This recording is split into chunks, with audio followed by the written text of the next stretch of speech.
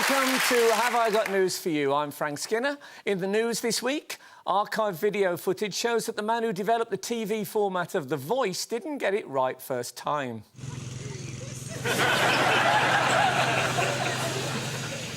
Following last week's disastrous Champions League blunders, Liverpool fans will be happy to see their new multi-million-pound goalkeeper celebrating his arrival.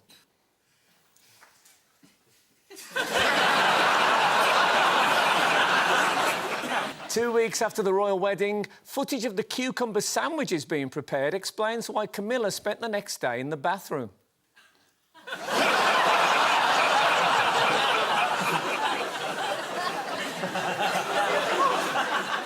And at a secret location in England, the bodyguard looking after Sergei and Yulia Skripal finishes off another day's laundry.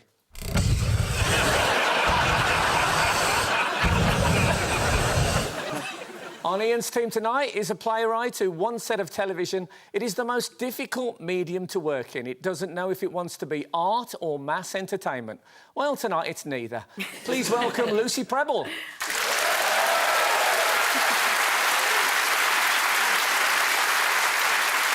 And with Paul tonight is a comedian who, as a German, is just about the only person here who has blanked out his diary for the whole World Cup. Please welcome Henning Wehn.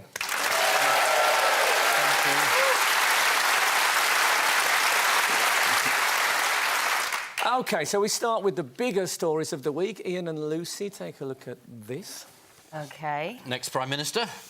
Oh, no. Ah, that's the country as he wishes it was.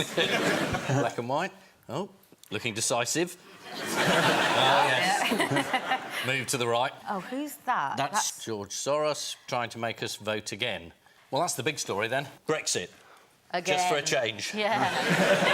It's ongoing, isn't it? It does appear to be, doesn't it? It's very strange. It's like American news is perfectly suited to the medium of today, like 24-hour news and Twitter and all of that. Lurid, it happens incredibly quickly and it's all crazy.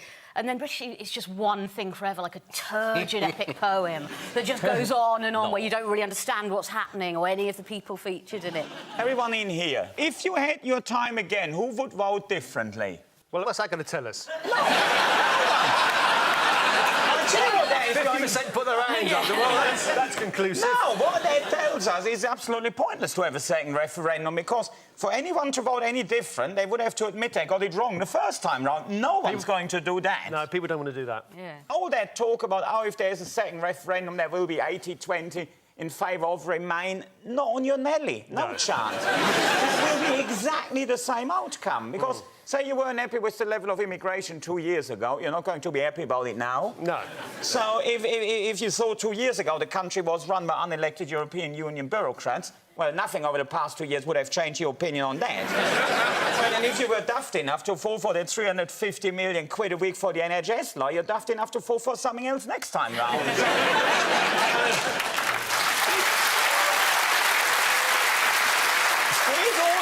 It's a complete waste of time. Let's just get on with it. What a terrific policy that is. You should be in the cabinet. Doesn't matter what it is, let's do it. Fantastic, Henning. You are wasted in comedy. Britain went to the polls on June the 23rd, 2016. There was that question, do you fancy some never-ending palaver? The majority of people said that's exactly what we're after. Upheaval and loads of it, and now we're having upheaval. Lovely, let's get on with it. You do love palaver. Oh, you know, I'm going to miss you guys. This is the news that billionaire George Soros is funding a campaign to have another referendum on Brexit. How much money is George Soros worth? I think even just his philanthropic work, he's given away more than 10 billion. Well, he's a hedge fund manager. Yeah. He's currently worth about 6 billion. Oh. Oh, can we donate? And he has spent $500,000 on the Best for Britain campaign, which, if you think about it, is only 0.0083% of his total wealth. So he hasn't gone crazy. It's like me putting in, say, $250,000.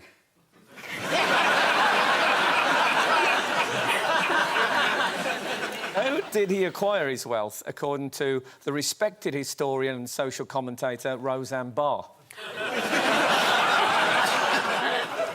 Oh, yeah, we might get in trouble just by repeating things that she said. She called him a I wouldn't Nazi.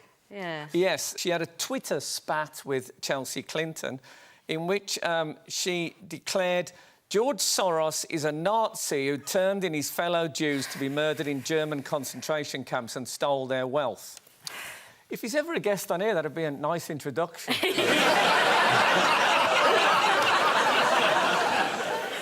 It's not true, though, is it? No, it's not true. He's a hedge fund manager, I mean, which you can either approve or disapprove of, but, I mean, his wealth is on display, and he says, I am paying out because I want to change the Brexit verdict, which has annoyed people. And what must be annoying for him, though, is that I believe he was born in Hungary and he was sort of 13 or 14 at the time of the Second World War. And he was... Sorry, Henning, I don't mean to bring that up. Well, it took us a good 2-3 minutes. I'm happy. I just would imagine it's quite annoying to then be called a Nazi, you know, and particularly at a time where there are some people literally calling themselves Nazis. What are you doing about that, Roseanne? Well, pretty much you're supporting them. It's pretty bad. What did Roseanne blame this terrible remark on? Didn't she blame it on Ambien or something? Didn't she blame it on some medication? Yes, she blamed it on sleeping pills. And the chief executive officer of Sanofi said, while all pharmaceutical treatments have side effects, racism is not a known side effect of Sanofi medication.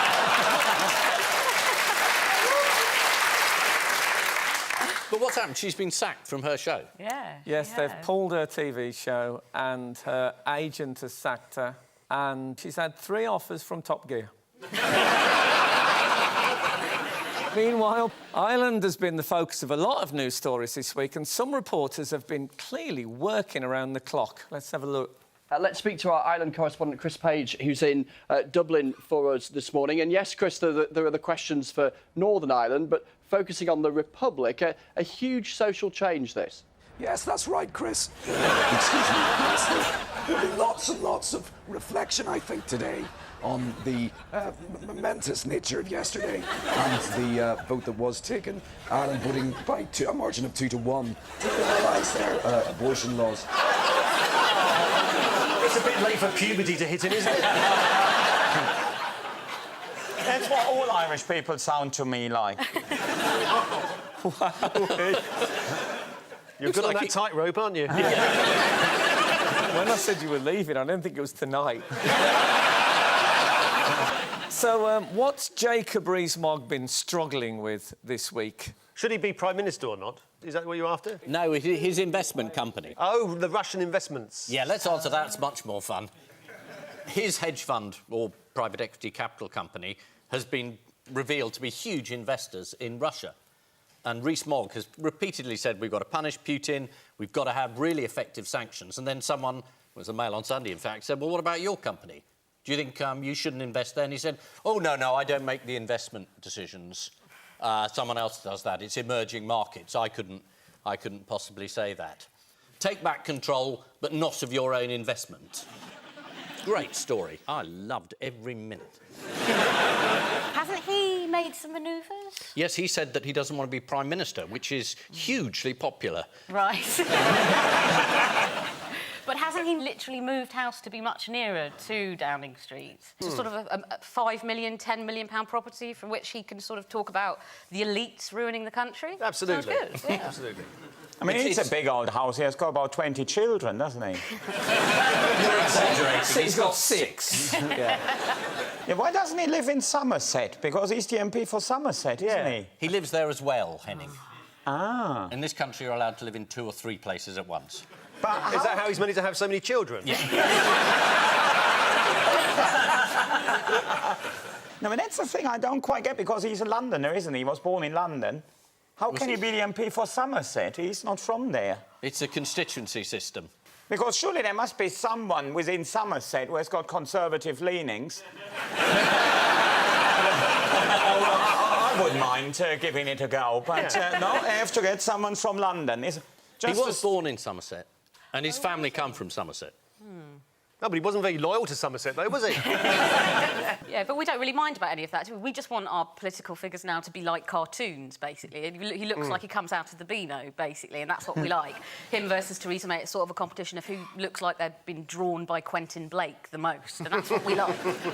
We have a picture of him with his oldest, and can I say that we have had to cover the face of his child for privacy reasons.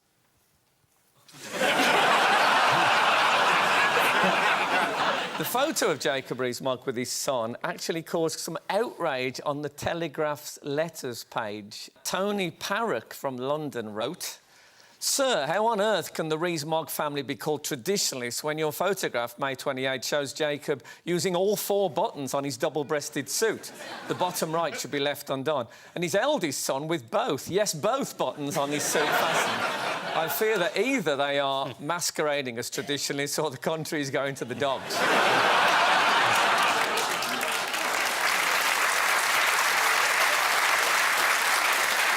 According to the Mail, Jacob Rees-Mogg has bought a £5 million home next to Parliament, fuelling speculation that he's positioning himself as the next Tory leader. I didn't realise to become Prime Minister you first had to be in the catchment area. According to the Mail, the property is a 5-storey 18th century townhouse, or as Jacob Rees-Mogg calls it, a new build. What was the French president's radical approach to citizenship this week? If you can climb a building and save a child, you can become a French citizen. Exactly.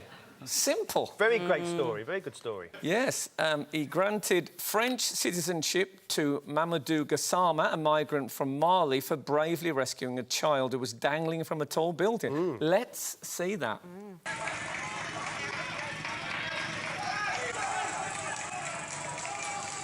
And this week, there were millions of immigrants just climbing up buildings all over Paris. Yeah. Spider-Man on every front, looking for 4-year-olds to rescue.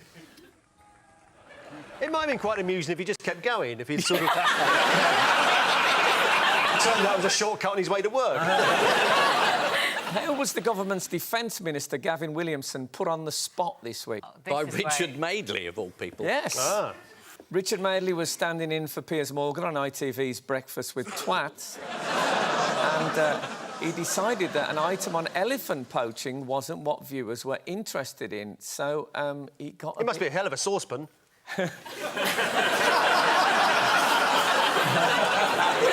So let's see hard-hitting Richard Madeley. Do you regret using very casual Trump-esque language like shut up and go away? Please don't tell me what happened, because we know what happened. Do you regret using that language? That is the question. Well, what was right is actually we came together with our allies and made it absolutely clear to Russia that they couldn't act in that behaviour, and I think that was the right thing to Interview terminated because you won't answer the question. Good luck with the African Elephant project. That is an excellent thing to do, but it would be helpful if you answered a straight question with a straight answer.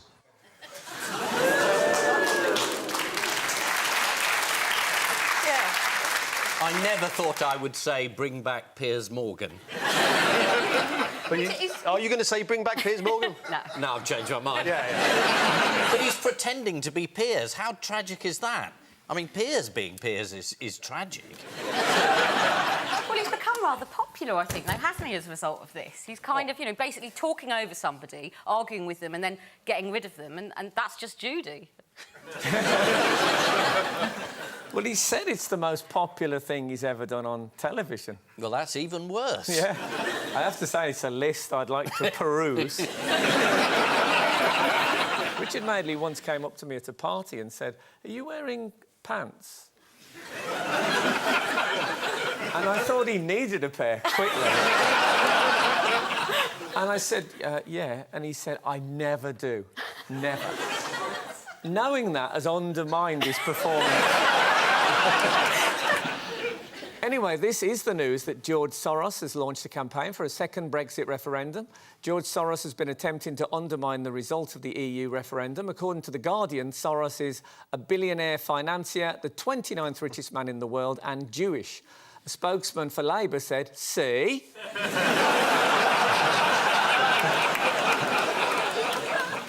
Meanwhile, President Macron granted French citizenship to a man that rescued a child from a balcony. Watching the dramatic scene on YouTube, Donald Trump couldn't help but be moved, exclaiming, "We're going to have to build that wall a hell of a lot higher." Paul and Henning, take a look at this. Ah, lovely carrots being picked. Avocados. Avocados and carrots. Somebody from the 1940s. Oh, yeah, hello. And, oh, God, these dreadful self-service machines in supermarkets where essentially you work for them. Avocados and carrots, nobody can tell the difference. It's shoplifting, isn't it? Computer-assisted shoplifting. Computer-assisted shoplifting, robots. Of sorts, yeah. So essentially, you pretend that what you did, you bought carrots, but you're going home with the avocados because they're cheaper by the kilo. Right. The carrots are. So. Is that why that woman had such ludicrously large sleeves? Yeah, exactly. Just smuggling avocados. Yeah. What happens is at the self-checkout, customers key in carrot when it's actually an avocado on the scale. It's a simple trick that supermarkets are hoping won't be publicised. Criminology expert Emmeline Taylor was working with retailers to reduce shoplifting when something extraordinary emerged. One major supermarket discovered it had sold more carrots than it had ever had in stock. In a further shocking revelation, supermarkets found that 800 million more carrots were apparently sold last year than in 2013. Actually, I'm not going to say how I know this, but about, just for your information, 40 carrots, about 1 bottle of Prosecco, if anyone fancies. What acronym has Ms Taylor painstakingly created for this type of shopper? Probably something to do with shop. I can tell you that she calls them swipers. It's one of the most middle-class things I've ever heard. It's seemingly well-intentioned patrons engaging in routine shoplifting.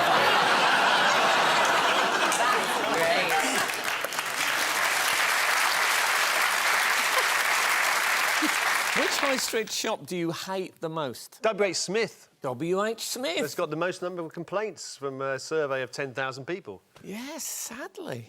Yeah, they don't sell nearly enough copies of Private Eye. They're all me, the complaints.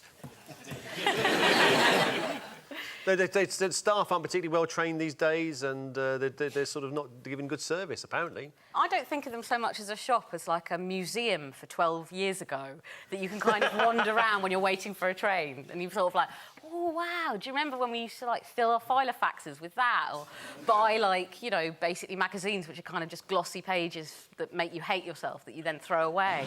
Well, not all magazines are glossy. And yeah, sorry. Some have a sort of matte finish. And they don't make you hate yourself. They make you hate nearly everyone else.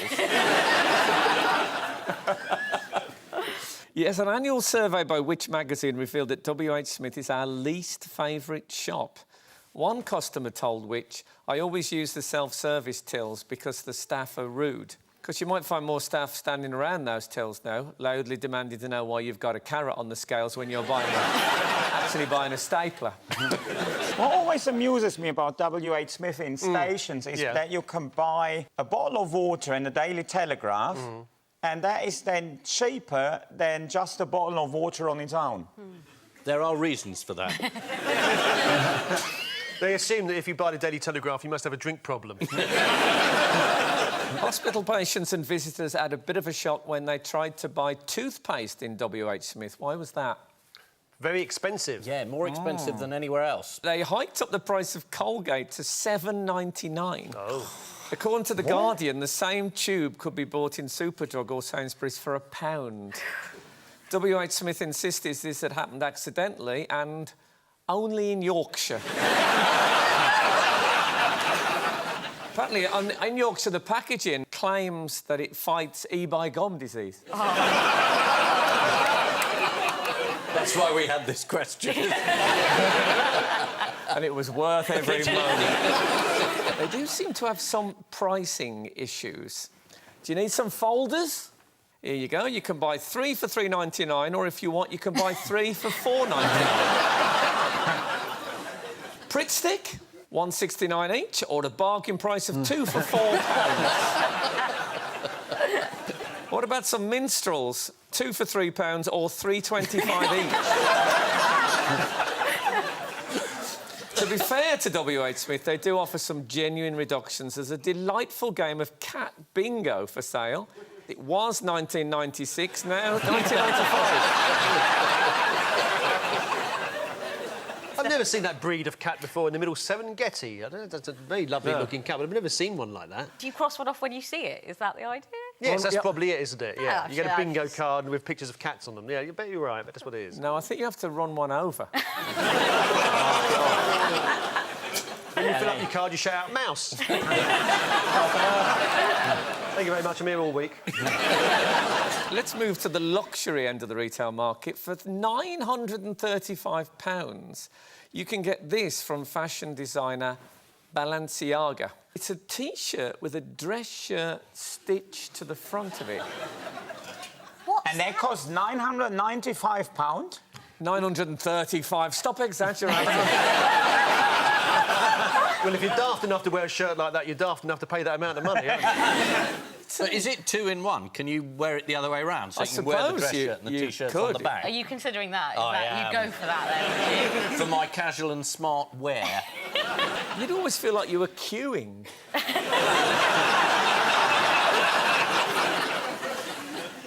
Bit great for sodomy, I must say, but still... Sorry, everyone. That was one of those things... Is that an old catchphrase, Frank? Served you well in the old days. I'll say it did. Frank Skinner, great. I bought me a big house. Has he got a back garden? You're making up your own jokes and then quoting it. But thank you for coming with me. I'm sure you've said that more than once.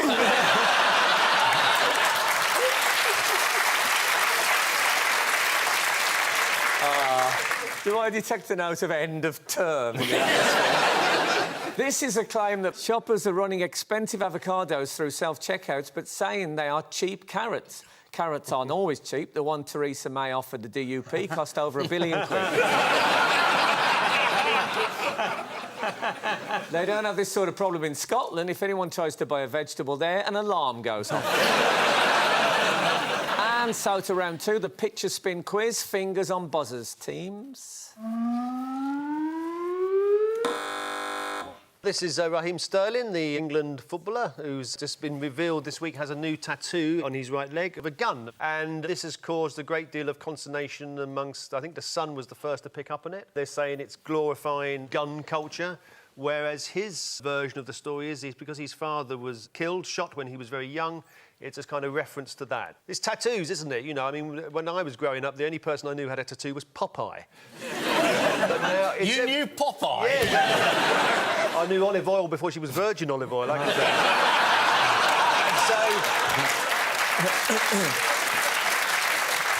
So... Not sure how that's technically possible, but never mind. So, yeah, that's what it's about.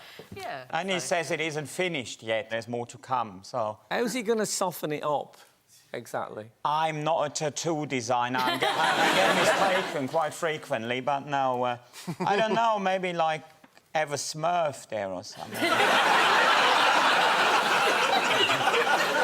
That would do it. Some people are demanding he plays in leggings in the World Cup to cover it up, but Sterling has asserted his right to bare legs. I mean, Frank, you're a football fan. Is there a racial element to the criticism? He gets a lot of incredible stick for no very good reason. What sort of thing? He has been singled out by the tabloids. Here's one. He queued for a pasty from Greggs. Oh, well... And that he got some new batteries from Pound World. Yeah, that's just stupid, because they'll be empty in a week. Oh, yeah, and then on the one hand, they say he's too flashy, and on the other hand, he got criticised for shopping at Primark or something, wasn't it? I once flew EasyJet, and the headline in the paper... What, just the once? Yeah. How did you get back? Sorry. The headline was Frank Skinflint. So you went on EasyJet? Yes. Is that fair? Sorry. Social media is a theatre for a lot of tattoo discussion. There was one I particularly liked. Someone called Penman Declan thought that the picture might actually shows Sterling's fellow footballer Peter Crouch. And I couldn't see it at first, but look.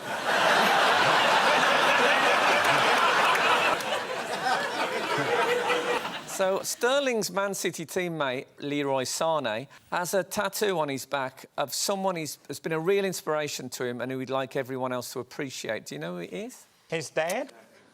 I remember watching his dad, Souleymane Sané, played for Wattenscheid when he came over from Senegal, and I remember seeing him many times live. So is his dad dead? No. It's on Leroy Sané's back, there is a tattoo of Leroy Sané. There it is. Wow. That's confident, isn't it? I think it's so if you see him on the beach walking past, you go, oh, what was that, Leroy? Oh, yeah, it was. OK, yes, this is Raheem Sterling and his controversial gun tattoo. A lot of England fans say it's crossed the line, but then again, Henning, they said that in 1966. Come on, it's better than the war. It's very much the same level, isn't it? Yeah, well... I had a tattoo on my 60th birthday. Did you? Yes, just my name and address.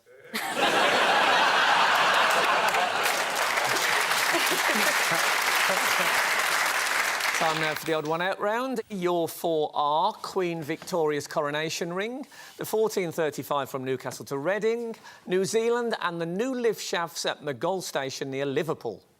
I'm guessing this is something to do with things that didn't happen, because there's been complete timetable meltdown. I mean, the trains haven't arrived, or they've been cancelled, or...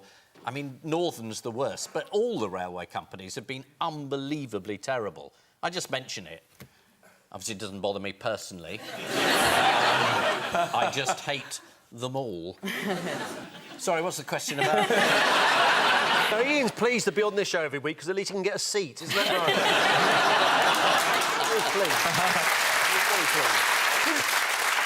Where did the Reading train end up this week? That's a sort of... Oh, was it in Manchester? New Zealand?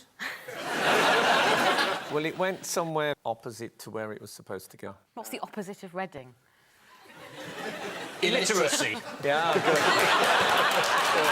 Oh, classy. Simultaneous. The answer is they're all in the wrong place, except for New Zealand, which launched a new campaign recently to remind people that it's there at all.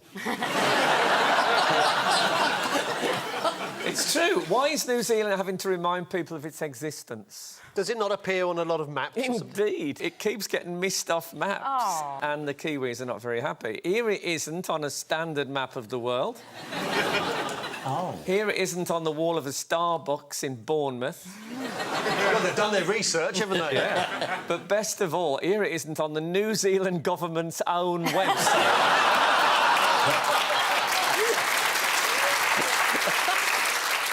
So, what happened to the 1435 from Newcastle to Reading last Friday? Ended up in Liverpool. Well, it got lost after taking a wrong turn. That's the most pathetic excuse ever. If the driver doesn't know the way, there's so many tracks out there. Yeah. Or maybe he forgot his map. Yeah. And then it's once you, even when you realise your mistake, them trains are notoriously difficult to turn round again. And it arrived in Pontefract instead of Reading. It was eventually terminated in Sheffield, 170 miles away from where it was supposed to be. So the new lift shafts at Maghull Station on Merseyside were built in the wrong place, according to local resident Andy Wells. Why is Mr Wells furious about that? Is it a view from his house? Yeah, here he is relaxing in his garden. According to Andy, the towers suddenly appeared over the course of just a weekend. Well, if you got the number of that builder, Andy... Network Rail failed to comply with the original plans and admitted that the position of the lift shafts is out by ½ a metre. Andy, who's furious, expressed his feelings to the Liverpool Echo. I think it's a metre. So what happened to Queen Victoria's coronation ring? I'll give you a clue. It's something to do with an archbishop. Oh, he nicked it. No. He put it under his cassock, said it's a carrot. and ran for it. Well, it must have been put on the wrong finger. There's nothing else that it could be. That is correct. According to royal historian Carolyn Harris, the ring was sized for her little finger, but the Archbishop tried to ram it onto her fourth finger. There was also a terrible mix-up when they put Prince Albert's ring on the wrong penis. The wrong That was the Duke of Argyll, wasn't it? On the subject of a wrong place, if you think you've accidentally walked into the back of a TV crew's film shot by mistake, you know when people walk into the back of a shot, how would you deal with it? I think walk normal pace and run round the back and then keep appearing. Well, this man thinks he has got the answer. And as a result, they say that that is discriminatory. It goes against equality law and it infringes, they say, on Article 8 of the European Convention on Human Rights, which is that it violates their right to private and family life. They're also saying... You see, I don't think he'd even seen her. I think he was just running a little bit early for an appointment. Yes, they're all in the wrong place except for New Zealand, which has launched a new campaign recently to remind people that it's there at all. At Queen Victoria's coronation, the Archbishop of Canterbury forced the ring onto the wrong finger. A similar mistake happened when, much to Prince Charles's dismay, the ring that was supposed to be put on Camilla's third finger actually went on Diana's.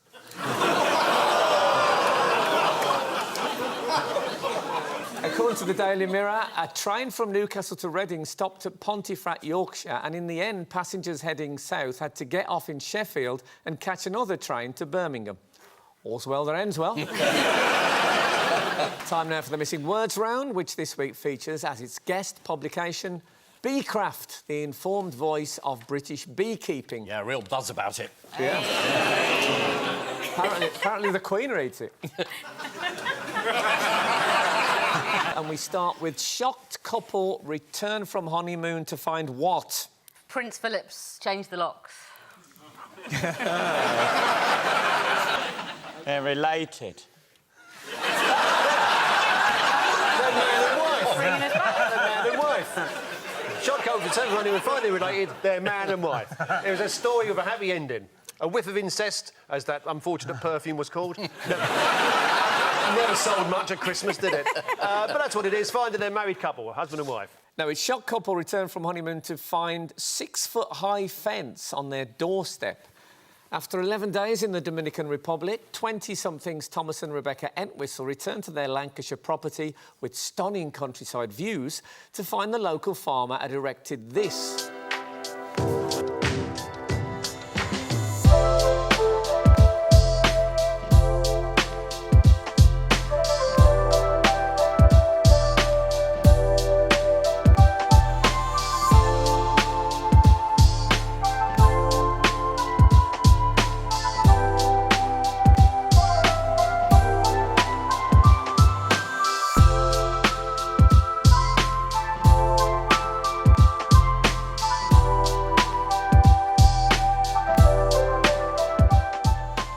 I mean, a couple in their 20s owning their own home.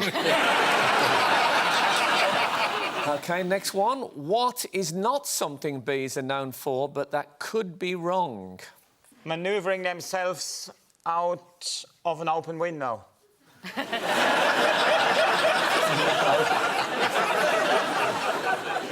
No, it is intelligence.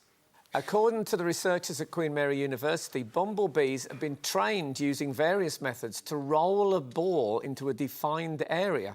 It's something the England football team could be trained for, wouldn't it, to roll a ball into a defined area? OK, the world's oldest case of dandruff, what? Now decorates the White House pillows. Lovely image. It is quite sweet. The answer is that world's oldest case of dandruff found on dinosaur from 125 million years ago. The discovery of dandruff on a dinosaur fossil had one leading paleontologist scratching his head, which he now realises that's how it got there. Next one. Pensioner banned from Wetherspoons after what? After making a pro-European comment? No, it's a pensioner. Pensioner banned from Wetherspoons after row over missing chicken. Mr. Elliot was banned from Wetherspoon's pub in Camborne for complaining there were only 5 pieces of chicken in a meal that was meant to have 10. Wetherspoon's chicken nuggets can be dipped in a thick, sticky sauce if you drop them on the carpets.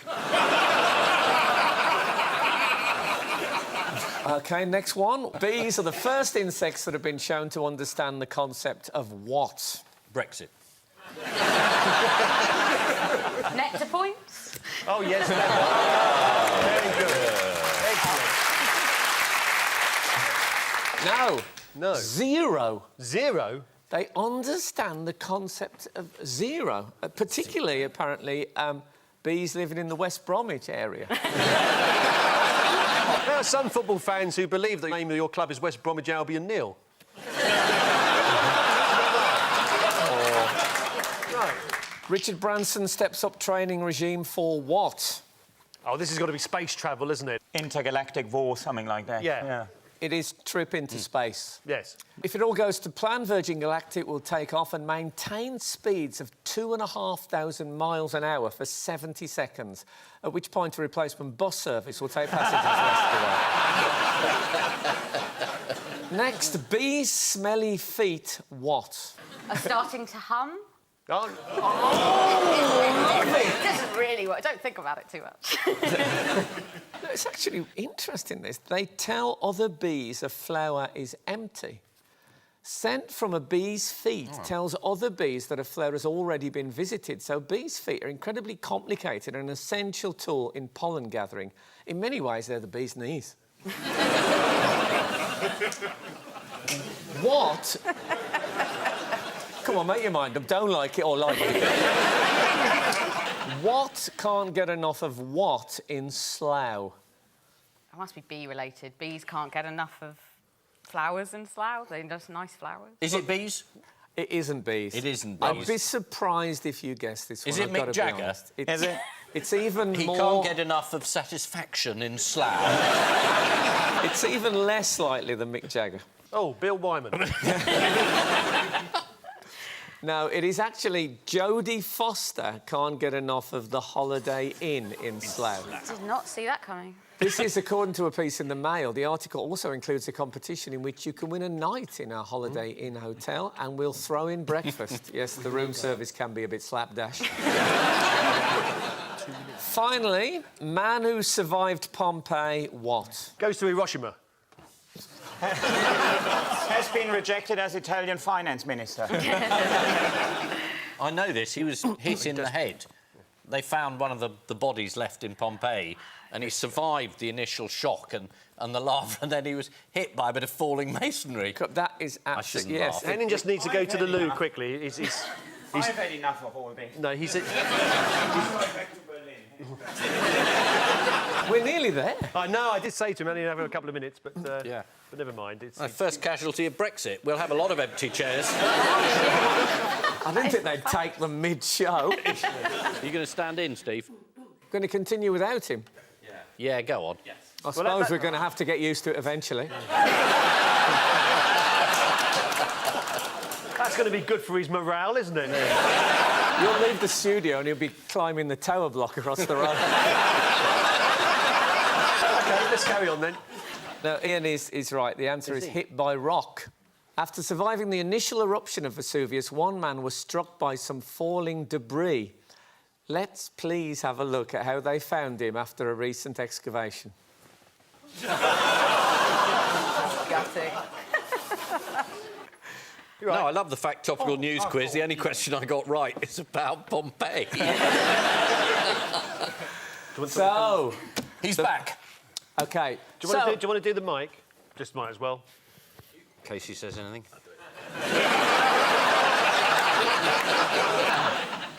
So, where were we?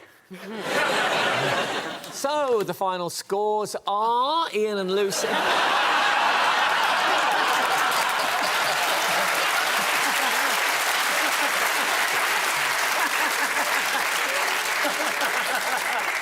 So, the final scores are Ian and Lucy have 4 points, but Paul and Henning have 6 points. Oh, well, there we are. You got everything right.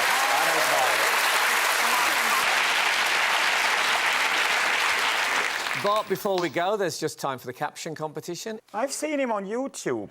He was teaching that pack dog, and that he's still at it there, teaching the Hitler salute to all them dogs. You always have to bring it up, don't you? Next one. Of course, I was turned down for the conga.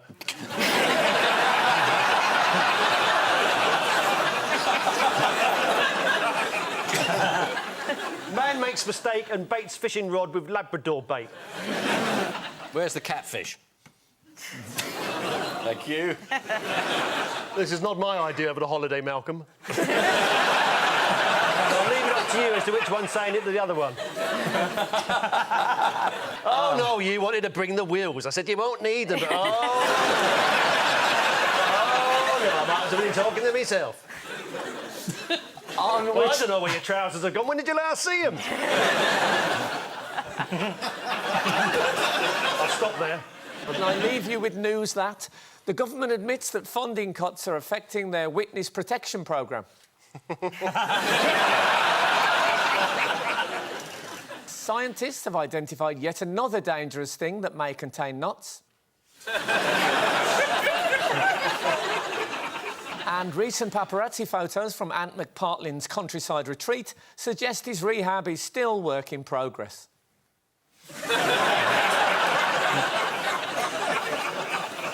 Good night.